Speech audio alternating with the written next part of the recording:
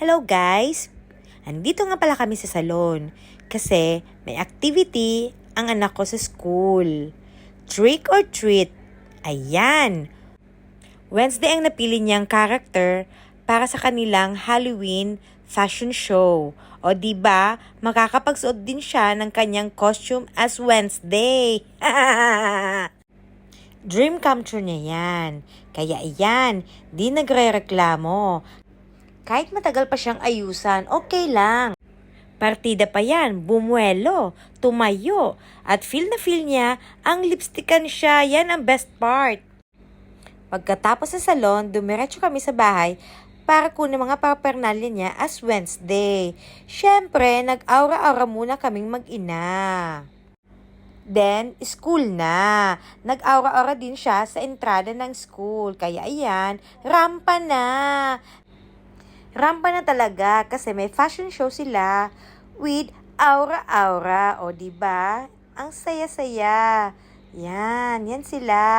Then after that, yung anak ko, gustong-gusto nang magkaroon ng candy. Sabi niya, tagal naman, mami. Sabi ko, malapit na.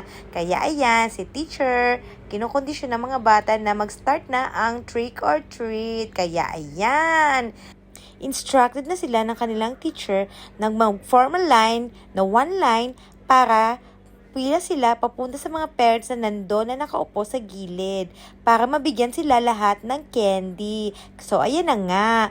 Hindi sila magkanda o gaga sa dami ng candy. Pinapagbitbit pa nga sa mga atit, lola at kapatid nanay ang kanilang mga nakuhang candy.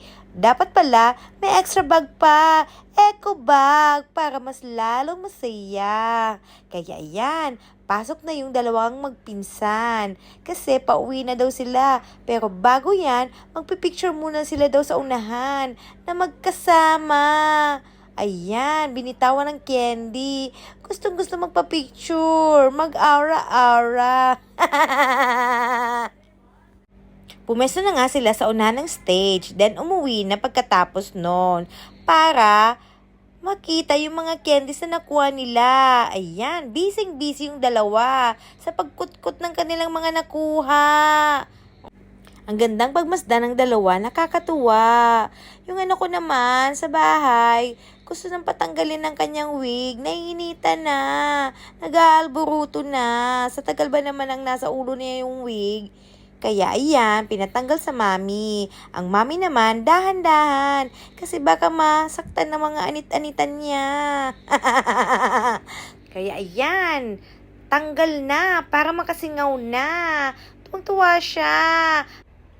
After 30 minutes, pumunta nga pala kami ito sa Ishiaya para mag-dinner. Kasi hindi pa kami nagdi-dinner. Yang anak ko, buwelong-buwelo. Buti na lang, hindi umulan, kaya maganda ang panahon.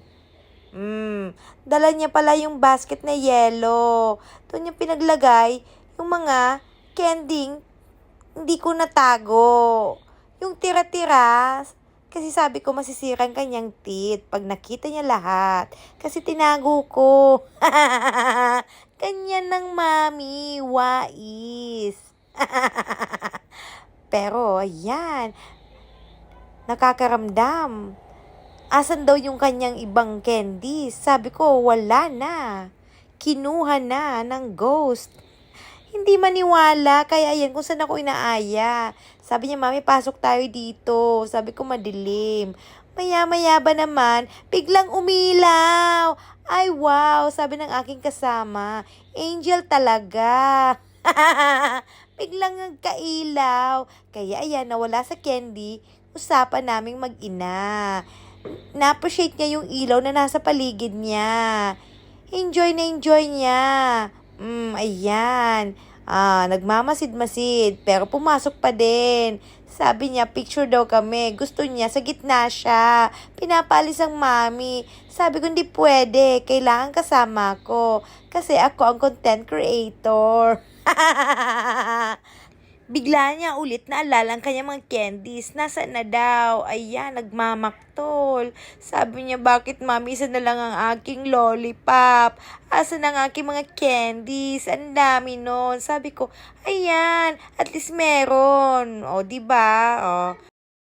enjoy mo na lang yan. Kasi pag madami kang candy kinain, magkaka-tonsillitis ka niyan. Ang hirap kaya no, diba? Ikaw din mag-benefit niyan. Hope you like my video. Bye!